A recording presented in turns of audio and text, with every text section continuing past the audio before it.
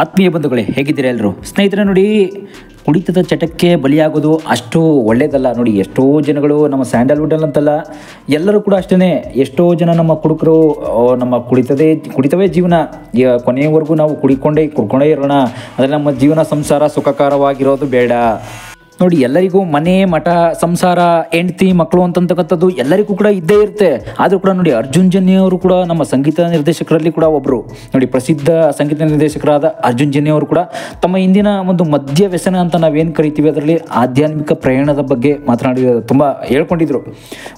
ತಮ್ಮ ತಂದೆಯ ಅಗಲಿಕೆ, ಅಂದ್ರೆ ತಂದೆ ತೀರೋಗಿರ್ತಾರೆ, ಆ ಟೈಮಲ್ಲೂ ಕೂಡ ತುಂಬ ಕುಡಿತಕ್ಕೆ ಒಳಗಾಗಿರ್ತಾರಂತೆ. ಅಂದರೆ ಒಂದು ಕುಡಿತದ ಚಟ ಡೈಲಿ ದಿನ ಎಣ್ಣೆ ಇಲ್ಲ ಅಂದರೆ, ಕುಡಿತನೇ ಇಲ್ಲ ಅಂತಂದರೆ ಅವ್ರಿಗೆ ಆಗದೇ ಇಲ್ವಂತೆ. ಒಂದು ಆರ್ಕೆಸ್ಟ್ರಾ ನಡೆಸಬೇಕಾದ್ರೂ ಕೂಡ ಏನೋ ಸ್ಟೇಜ್ ಮೇಲೆ ಆಡಬೇಕು, ಆರ್ಕೆಸ್ಟ್ರಾ ನಮ್ಮ ಬಾಯಿಂದ ಏನೋ ಒಂದು ಸಾಂಗ್ಸ್ ಬರಬೇಕು, ಏನೋ ಆರ್ಕೆಸ್ಟ್ರಾದಲ್ಲಿ ನಾವು ಮ್ಯೂಸಿಕ್ ಮಾಡಬೇಕು ಅಂದರೆ ಕೂಡ ಕುಡಿತದ ಚಟ ಬೇಕೇ ಬೇಕಂತವ್ರಿಗೆ. ಆ ರೀತಿ ಅಷ್ಟು ಕುಡಿತಿದ್ರಂತೆ ಅವರು ಆ ಟೈಮಲ್ಲಿ. ಅಂದರೆ 10 ವರ್ಷಗಳ ಹಿಂದೆ ಏನೋ ಒಂದು ಅವ್ರಿಗೆ ಒಂದು ಏನೋ ಆದಿ ಪರಾಶಕ್ತಿ ಅನ್ನೋ ಒಂದು ದೇವಸ್ಥಾನಕ್ಕೆ ಆ ಟೈಮಲ್ಲಿ ಭೇಟಿ ನೀಡಿರ್ತಾರೆ.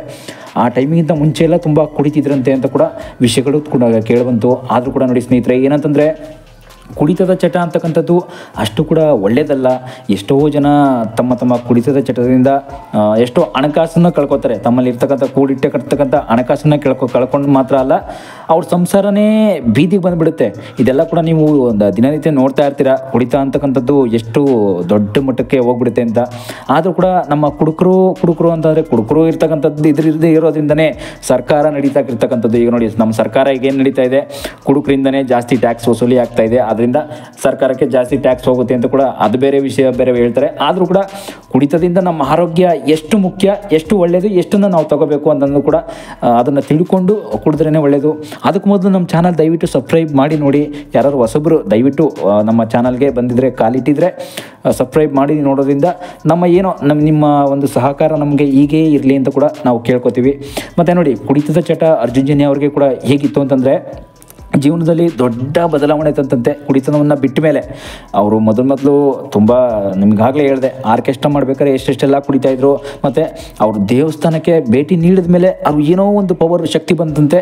ಅದರಿಂದ ಅಲ್ಲಿಂದ ಅವರು ಕುಡಿಯೋದನ್ನೇ ಸ್ಟಾಪ್ ಮಾಡಿಬಿಟ್ರಂತೆ. ನೋಡಿ, ಬದಲಾವಣೆ ಅಂತಂದರೆ ಯಾವಾಗ ಯಾರು ಬೇಕಾದರೂ ಹೇಗೆ ಬೇಕಾದರೂ ಬದಲಾದರು. ಅಂದರೆ ಇವ್ರು ಮಾತ್ರ ಅಲ್ಲ, ಎಲ್ಲರೂ ಕೂಡ ಅಷ್ಟೇ. ಜೀವನದಲ್ಲಿ ಯಾರು ಹೇಗೆ ಬೇಕಾದರೂ ನಾವು ಬದಲಾಗ್ಬೋದು, ಯಾವ ರೂಪದಲ್ಲೂ ಬೇಕಾದರೂ ಬದಲಾಗ್ಬೋದು. ಆ ದೇವರೇ ಬಂದು ವರವನ್ನು ಕೂಡ ಕೊಡ್ಬೋದು, ಹೇಳೋಕ್ಕಾಗಲ್ಲ. ನೋಡಿ, ಅರ್ಜುನ್ ಜನ್ಯ ಅವರ ಒಂದು ಪರಿಸ್ಥಿತಿ ಕೂಡ ಹಾಗೇ ಆಗಿತ್ತು. ದೇವಸ್ಥಾನಕ್ಕೆ ಭೇಟಿ ಕೊಟ್ಟ ಮೇಲೆ ಅರ್ಜುನ್ ಜನ್ಯ ಅವರು ನಮ್ಮ ಕನ್ನಡ ಚಿತ್ರರಂಗದಲ್ಲಿ ಸಾಕಷ್ಟು ಈಗ ಬಿಡಿ ತುಂಬ ಹೆಸರು ಮಾಡಿದ್ದಾರೆ. ಈಗ ಮ್ಯೂಸಿಕ್ ಡೈರೆಕ್ಟ್ರಲ್ಲಿ ತುಂಬ ದೊಡ್ಡ ಮಟ್ಟದಲ್ಲಿ ಇಟ್ಕೊಂಡಿದ್ದಾರೆ. ತುಂಬ ದೊಡ್ಡ ಮ್ಯೂಸಿಕ್ ಡೈರೆಕ್ಟ್ರಲ್ಲಿ ಹಂಸಲೇಖ ಲೆವೆಲ್ಗೂ ಕೂಡ ಹೆಸರು ಮಾಡ್ತಾ ಇದ್ದಾರೆ, ಇಲ್ಲ ಅಂತಲ್ಲ. ಆದರೆ ಅವರಿಗೆ ದೊಡ್ಡ ಮಟ್ಟದಲ್ಲಿ ಜನಪ್ರಿಯತೆ ಕೂಡ ಈಗ ಸಿಕ್ಕಿದೆ. ಅವರು ಕನ್ನಡದಲ್ಲಿ ಹಲವು ಹಿಟ್ ಹಾಡುಗಳನ್ನು ಕೂಡ ನೀಡಿದ್ದಾರೆ. ಇದರ ಜೊತೆಗೆ ಹಲವು ಯುವ ಪ್ರತಿಭೆಗಳಿಗೂ ಕೂಡ ಅವಕಾಶ ಕೂಡ ನೀಡ್ತಾ ಇದ್ದಾರೆ. ಈಗ ಹೊಸ ಪ್ರತಿಭೆಗಳು ಬರಬೇಕು, ಹೊಸ ಮ್ಯೂಸಿಕ್ ಡೈರೆಕ್ಟರ್ ಬರಬೇಕು, ನಮ್ಮ ಯುವಕರು ಹೀರೋಗಳಾಗಬೇಕು ಅಂತ ಕೂಡ ಒಳ್ಳೆಯ ಒಂದು ಪ್ರತಿಭೆಯನ್ನು ಅಂದರೆ ನಮ್ಮ ಸುದೀಪ್ ಸರ್ ಕೂಡ ಒಂದು ಅವಕಾಶವನ್ನು ಕೆಂಪೇಗೌಡ ಅನ್ನೋ ಸಿನಿಮಾದಲ್ಲಿ ಕೊಟ್ಟಿರೋದ್ರಿಂದ ಅವ್ರಿಗೆ ತುಂಬ ದೊಡ್ಡ ಮಟ್ಟದಲ್ಲಿ ಸಕ್ಸಸ್ ಕಂಡ್ರವರು ಅರ್ಜುನ್ ಜನ್ಯ ಅವರು. ಆದರೆ ಈಗ ಅರ್ಜುನ್ ಜನ್ಯ ಅವರು ಹಳೆಯ ದಿನಗಳನ್ನು ಕೂಡ ತುಂಬ ನೆನಪು ಮಾಡ್ಕೊಳ್ತಾ ಇದ್ದಾರೆ. ನೋಡಿ, ಅವಾಗೆಲ್ಲ ನಾನು ಕುಡಿತದಲ್ಲಿ ಎಷ್ಟು ತಗೋತಾ ಇದ್ದೆ, ಎಣ್ಣೆನ ಕುಡಿತಾ ಇದ್ದೆ, ಎಷ್ಟೆಷ್ಟೆಲ್ಲ ನಾನು ಕಷ್ಟಗಳನ್ನು ಅನುಭವಿಸ್ತಾ ಇದ್ದೆ. ಅಂದರೆ ಕುಡಿದು ನಾನು ಪದೇ ಕಷ್ಟಗಳನ್ನು ಹೀಗೆಲ್ಲ ಅನುಭವಿಸ್ತಾ ಇದ್ದೆ ಅನ್ನೋದು ಕೂಡ ತುಂಬ ನೆನಪು ಮಾಡಿಕೊಂಡು ಮಾಧ್ಯಮದಂದು ಹೇಳ್ಕೊಂಡಿದ್ದಾರೆ. ನೋಡಿ, ಮದ್ಯ ಸೇವನೆ ಮಾಡ್ತಿದ್ದ ದಿನಗಳನ್ನು ಅವರು ನೆನೆಸ್ಕೊಂಡಿದ್ದಾರೆ. ಅದನ್ನು ನೆನೆಸ್ಕೊಂಡು ಈಗಲೂ ಕೂಡ ಎಷ್ಟೋ ಅದು ನೆನೆಸ್ಕೊಂಡು ಕಣ್ಣೀರು ಆಗ್ತಾ ಇದ್ದಾರಂತೆ. ಅದನ್ನು ಬಿಡೋದಕ್ಕೆ ಕೂಡ ತುಂಬ ದೊಡ್ಡ ಕಾರಣವೂ ಇತ್ತು ಅಂತ ಕೂಡ ಹೇಳ್ಕೊಂಡಿದ್ದಾರೆ. ಮತ್ತು ನಮ್ಮ ಯುವಕರಿಗೂ ಯಾರ್ಯಾರೇ ಆಗಲಿ, ಎಷ್ಟೋ ಜನ ನಮ್ಮ ಯುವಕರು ಅಂತ ನಾವೇನು ಕರಿತೀವಿ, ತಮ್ಮ ಒಂದು ಏನೋ ಒಂದು ಯೋಚನೆಯನ್ನು ತಲೆಗೆ ಹಾಕ್ಕೊಂಡು ತುಂಬ ಕುಡಿತ ಮಾತ್ರ ಅಲ್ಲ, ಸಿಗರೇಟ್ ಸೇವನೆ ಮಾತ್ರ ಅಲ್ಲ, ಎಲ್ಲ ಒಂದು ಚಟಕ್ಕೆ ಕೂಡ ಬಲಿಯಾಗಿಬಿಟ್ಟಿರ್ತಾರೆ. ಆದರೂ ಕೂಡ ಇವರು ಕೂಡ ಅರ್ಜುನ್ ಜನ್ಯ ಅವರು ಕೂಡ ಅಷ್ಟೇ ಯುವಕ ವ್ಯವಸ್ಥೆಯಲ್ಲಿದ್ದಾಗ ತಮ್ಮ ತಂದೆ ತೀರೋದಾಗ ಒಂದು ಸಾಕಷ್ಟು ಕಷ್ಟದ ಪರಿಸ್ಥಿತಿ ಇತ್ತು. ಆ ಕಷ್ಟದ ಪರಿಸ್ಥಿತಿ ಎದುರಿಸೋಕೆ ಆಗದೇನೆ ಅವ್ರಿಗೆ ತುಂಬ ಒಂದು ಈ ಎಣ್ಣೆ ಕುಡಿಯೋ ಅಭ್ಯಾಸ ಮಾಡ್ಕೊಂಡ್ಮೇಲೆ ಇದು ನನಗೆ ಒಂದು ಪಾಠ ಅಂತ ಕೂಡ ಹೇಳ್ಕೊಂಡಿದ್ದಾರೆ. ನಾನು ಓಂ ಶಕ್ತಿ ಪೂಜೆ ಮಾಡ್ತೇನೆ, ನಾನು ಆದಿ ಪರಾಶಕ್ತಿ ಬಂಗಾರವಾಡಿಗೆ ಈ ಥರನೇ ನಾನು ನಡ್ಕೋತೀನಿ ಅಂತ ಕೂಡ ಹೇಳ್ಕೊಂಡಿದ್ದಾರೆ. ಅದು 2005 ಸಮಯ. ಆ ಟೈಮಲ್ಲಿ 2005 ಅಂತಂದರೆ ಈಗ ನೋಡಿ 2025, ಆ 2005 ಟೈಮಲ್ಲಿ ಅಂದರೆ ನಮ್ಮ ಈ 25ನೇ ವಯಸ್ಸು 30ನೇ ವಯಸ್ಸು ನಾವೇನು ಕರಿತೀವಿ, 20ರಿಂದ 25ನೇ ವಯಸ್ಸು, 18ನೇ ವಯಸ್ಸು ಅಂತ ನಾವೇನು ಕರಿತೀವಿ, ಆ ವಯಸ್ಸಲ್ಲೇ ಅಂದರೆ ನಮ್ಮ ಯುವಕರ ವಯಸ್ಸಲ್ಲೇ ತುಂಬ ಕೆಟ್ಟ ಚಟಕ್ಕೆ ಬಲಿಯಾಗುವಂಥದ್ದು ಎಲ್ಲರೂ ಕೂಡ ಅದು ಇದ್ದದ್ದೇ. ಯಾಕೆ ಅಂತಂದರೆ ಅದು ಹೀಗೆ ಎಲ್ಲರಿಗೂ ಕೂಡ ಹೀಗೆ ಇರಲ್ಲ, ಕಾಲ ಅಂತಕ್ಕಂಥದ್ದು ಹೋಗಿ ಬದಲಾಗುತ್ತೆ ಒಂದಲ್ಲ ಒಂದಿನ. ನೋಡಿ ಕಣ್ಣಲ್ಲೂ ಕೂಡ ತುಂಬ ಅವರು ನೆನಪಲ್ಲಿ ಅವ್ರ ಕನಸುಗಳನ್ನ ಇಟ್ಕೊಂಡಿರ್ತಾರೆ.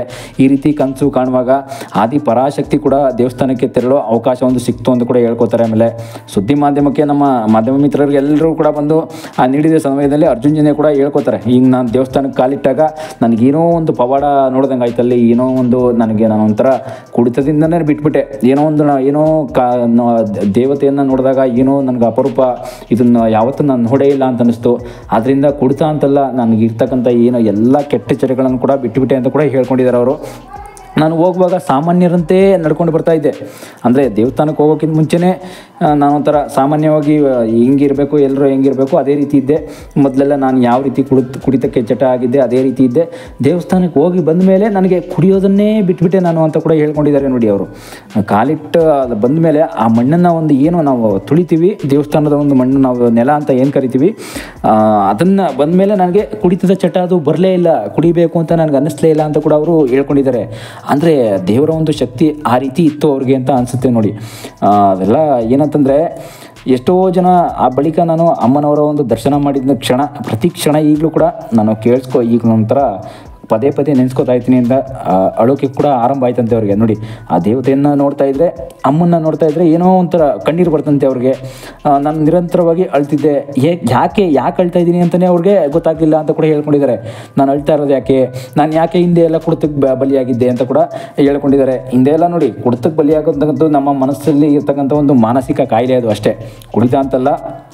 ಏನೇ ಒಂದು ಕೆಟ್ಟ ಚಟ ಅಭ್ಯಾಸಗಳು ಯಾವುದೇ ಇರಲಿ ಅದೆಲ್ಲ ನಾವು ಅಭ್ಯಾಸ ಮಾಡ್ಕೊಂಡಿರ್ತಕ್ಕಂಥದ್ದು ನಮ್ಮ ಒಂದು ಮನಸ್ಸಿನಲ್ಲಿ ನಾವು ಕೆಟ್ಟ ಚಟಗಳನ್ನ ಇಟ್ಕೊಂಡಿದ್ರೆ ಹೀಗೆ ಆಗೋದು. ನೋಡಿ ನಾನು ಆರ್ಕೆಸ್ಟ್ರಾದಲ್ಲಿ ಕೆಲಸ ಮಾಡುವಾಗ ಸಾಕಷ್ಟು ಬಾರಿ ತುಂಬ ಕುಡಿತಾ ಇದ್ದೆ. ಕುಡಿಲಿಲ್ಲ ಅಂದರೆ ನಾನು ಆರ್ಕೆಸ್ಟ್ರಾನೇ ಮಾಡೋಕ್ಕಾಗ್ತಿಲ್ಲ ಅಂತ ಕೂಡ ಹೇಳ್ಕೊಂಡಿದ್ದಾರೆ. ಈ ಜೀವನವೇ ಒಂದು ಬೇರೆ ಇತ್ತು, ಆ ಜೀವನವೇ ಬೇರೆ ಇತ್ತು, ಈಗಿರೋ ಜೀವನವೇ ಬೇರೆ ಇದೆ. ನೋಡಿ ನಮ್ಮ ಹೆಂಡತಿ ಮಕ್ಕಳು ಜೊತೆ ನಾವು ಸಂಸಾರ ಮಾಡ್ತಕ್ಕಂಥ ಜೀವನ ಹೇಗಿದೆ ಈಗ ಅಂದರೆ ತುಂಬ ಒಂದು ಕಷ್ಟದ ಪರಿಸ್ಥಿತಿಯನ್ನು ಎದುರಿಸಬೇಕಾಗಿ ಬಂದಿದೆ. ಆದ್ದರಿಂದ ದೇವಸ್ಥಾನಕ್ಕೆ ಹೋಗ್ಮೇಲಂತೂ ನನಗಿನ್ನೂ ಕೂಡ ಅದು ಈಸಿ ಆಗೋಯ್ತು. ನೋಡಿ ಒಂದು ದೇವಸ್ಥಾನಕ್ಕೆ ಹೋಗುವ ಹಿಂದಿನ ದಿನ ಕುಡಿತಿದ್ರಲ್ಲ, ಕುಡಿದಿದ್ದ ದಿನ ಇದಕ್ಕೆ ನೋಡಿ, ಇವತ್ತು ದೇವಸ್ಥಾನಕ್ಕೆ ಹೋಗಿದ್ದಾರೆ ಅಂದರೆ ನೆನ್ನೆ ಕುಡಿದಿದ್ದಾರೆ, ಆ ಕುಡಿದಿದ್ದ ದಿನವೇ ಬೇರೆ ಇತ್ತು. ಇವತ್ತು ದೇವಸ್ಥಾನಕ್ಕೆ ಹೋಗಿ ಬರುವಷ್ಟರಲ್ಲೇ ಅವ್ರಿಗೊಂದು ಏನೋ ಧೈರ್ಯ, ಒಂದು ಸ್ವತಂತ್ರ ಧೈರ್ಯ ಬಂದುಬಿಟ್ಟಿರುತ್ತೆ ಅವ್ರಿಗೆ. ಆ ದೇವಸ್ಥಾನಕ್ಕೆ ಹೋಗಿದ್ದು ಬಂದಮೇಲೆ ಧೈರ್ಯ ಬಂತು, ಏನೋ ಅಮ್ಮನ ಒಂದು ಪವಾಡನೋ ಅಮ್ಮನ ಒಂದು ಆಶೀರ್ವಾದನೋ ಏನೋ ಗೊತ್ತಿಲ್ಲ, ಅದು ಈ ರೀತಿ ಅಂತ ಹೇಳ್ಕೊಂಡ್ರು ಅವರು. ಆಮೇಲೆ ನೋಡಿ ಈ ರೀತಿ ಕುಡಿತಕ್ಕೆ ಬಲಿಯಾಗಿ ನೆಕ್ಸ್ಟು ದೇವಸ್ಥಾನಕ್ಕೆ ಹೋಗಿದ್ದು ಬಂದಮೇಲೆ ಚೇಂಜ್ ಆಗ್ತಾರೆ ಅಂತಂದರೆ ಎಷ್ಟೋ ಜನ ಹೀಗೇನೆ ದೇವ್ರ ವಿಷಯದಲ್ಲಂತೂ ತುಂಬ ಅಡಿಕ್ಟ್ ಆಗಿಬಿಟ್ಟಿರ್ತಾರೆ ಅವರು. ನಮ್ಮ ದೇವರೇ ಕಾಪಾಡಬೇಕು ಅಂತ ಕೂಡ ಅಡಿಕ್ಟ್ ಆಗಿರ್ತಾರೆ. ಬಟ್ ಆದರೂ ಕೂಡ ಎಷ್ಟೋ ಜನಕ್ಕೆ ದೇವ್ರು ಒಳ್ಳೇದು ಮಾಡ್ತಾನೆ, ಇಲ್ಲ ಅಂತಲ್ಲ. ನೋಡಿ ಗಿಲ್ಟ್ ಮತ್ತು ಆಮೇಲೆ ನಾನು ಕುಡಿಯಲ್ಲ ಅಂತ ಕೂಡ ತೀರ್ಮಾನ ಮಾಡಿಬಿಟ್ರಂತೆ. ದೇವಸ್ಥಾನಕ್ಕೆ ಹೋಗಿದ್ದು ಬಂದಮೇಲೆ ನಾನು ಕುಡಿಯೋದೇ ಇಲ್ಲ. ಎಷ್ಟೋ ಜನ ಅವ್ರ ಗೆಳೆಯರಿಗೂ ಕೂಡ ಹೇಳಿದ್ರಂತೆ, ಇದೊಂದು ಪವಾಡನೇ ನಿಜವಾಗ್ಲು, ನಾನು ದೇವಸ್ಥಾನಕ್ಕೆ ಹೋಗಿ ಬಂದಮೇಲೆ ನಾನು ಕುಡಿಯೋದಲ್ಲ, ಬೇರೆ ಯಾವುದೇ ಕೆಟ್ಟ ಚಟಗಳು ನನ್ನಲ್ಲಿ ಇಲ್ಲ ಅಂತ ಕೂಡ ಅವ್ರ ಸ್ನೇಹಿತರು ಅವ್ರ ಸಂಬಂಧಿಕರು ಎಷ್ಟೋ ಜನಕ್ಕೆ ಕೇಳ್ಕೊಂಬಂದಿದ್ದಾರೆ. ಈ ರೀತಿ ದಯವಿಟ್ಟು ಯಾರು ಕೂಡ ನಿಮ್ಮ ಕೆಟ್ಟ ಚಟದಿಂದ, ಯಾರೇ ಆಗಲಿ, ನಿಮ್ಮ ಒಂದು ಕೆಟ್ಟ ಚಟ ಏನಿರುತ್ತೆ ಅದರಿಂದ ಹೊರಗೆ ಬರಬೇಕು ಅಂದರೆ ದಯವಿಟ್ಟು ನನ್ನ ಮಾತನ್ನು ಫಾಲೋ ಮಾಡಿ ಅಂತ ಕೂಡ ಹೇಳ್ಕೊಂಡಿದ್ದಾರೆ. ನೋಡಿ ಅಲ್ಲಿಂದ 10 ವರ್ಷ ನಾನು ಕುಡ್ದೇ ಇಲ್ಲ. ಈಗಲೂ ಕೂಡ ನೋಡಿ ನಾವು ಅಲ್ಲಿ ದೇವಸ್ಥಾನಕ್ಕೆ ಹೋಗಿ ಬಂದಮೇಲೆ ಮೊದಲ ಒಂದು ಆಫರ್ ಸಿಕ್ತಂತೆ ಅವ್ರಿಗೆ. ನೋಡಿ ಮ್ಯೂಸಿಕ್ ಡೈರೆಕ್ಟರ್ ಆಗಿ ಆಗುವ ಒಂದು ಆಸೆ ಅಂತಂದರೆ ಆಫರ್ ಕೂಡ ಬಂತು ಆ ಟೈಮಲ್ಲೇ. ಮ್ಯೂಸಿಕ್ ಡೈರೆಕ್ಟರ್ ಆಗುವ ಒಂದು ಆಸೆ ಅಂತೂ ಕನಸಂತೂ ಇಟ್ಕೊಂಡಿರ್ತಾರೆ ಅವರು. ಆ ಪ್ರತಿ ಕ್ಷಣದ ಒಂದು ಉಸಿರಾಟ ಅಮ್ಮನವ್ರದ್ದು ಅಂತ ಕೂಡ ಹೇಳ್ಕೊಂಡಿದ್ದಾರೆ. ಆ ಕ್ಷಣ ಆ ಕಷ್ಟ ಏನೇ ಬಂದರೂ ಕೂಡ ಈಗ ನೋಡಿ ಕಷ್ಟ ಅಂತ ಅನ್ನಿಸ್ತಾ ಇಲ್ಲ ಅಂತ ಹೇಳ್ಕೊತಾ ಇದ್ದಾರೆ. ಸಕ್ಸಸ್ ಬಂದರೂ ಕೂಡ ಅಂತ ಅನಿಸೋದಿಲ್ಲ ಅಂತ ಹೇಳ್ಕೊಂಡಿದ್ದಾರೆ. ನೋಡಿ ಈ ಒಂಥರ ಸುದ್ದಿ ನೀವು ಕೇಳ್ತಾ ಇದ್ರೆ ಏನೋ ಒಂದು ಅಮ್ಮನ ಒಂದು ಪವಾಡ ಇಷ್ಟೊಂದು ನಿಜಕ್ಕೂ ನಿಜನ ಅಂತ ನಂಬೋದೇ ಇಲ್ಲ ನೀವು. ಯಾಕೆಂತಂದರೆ ಮ್ಯೂಸಿಕ್ ಡೈರೆಕ್ಟ್ರಲ್ಲಿ ಒಂದು ಸಿಂಗರ್ ಅಲ್ಲದೆ ಹೋದ್ರು ಕೂಡ ಮ್ಯೂಸಿಕಲ್ಲೇ ನಮ್ಮ ಕರ್ನಾಟಕದಲ್ಲಿ ಅಮ್ಮನ ಒಂದು ದೇವರ ಒಂದು ಪವಾಡ ಅಷ್ಟೊಂದು ದೊಡ್ಡ ಮಟ್ಟದಲ್ಲಿ ಇಟ್ಟುಕೊಂಡು ಬಿಟ್ಟಿದ್ದಾರೆ ಸಿನಿಮಾದಲ್ಲಿ ಅಂತಂದರೆ ಮ್ಯೂಸಿಕಲ್ಲಿ ಅದು ಅಮ್ಮನ ಒಂದು ಪವಾಡನೇ. ದಯವಿಟ್ಟು ಈ ರೀತಿ ತಿರಸ್ಕಾರ ಮಾಡಬೇಡಿ ಅಂತ ಕೂಡ ಹೇಳ್ಕೊಂಡಿದ್ದಾರೆ ಅವರು.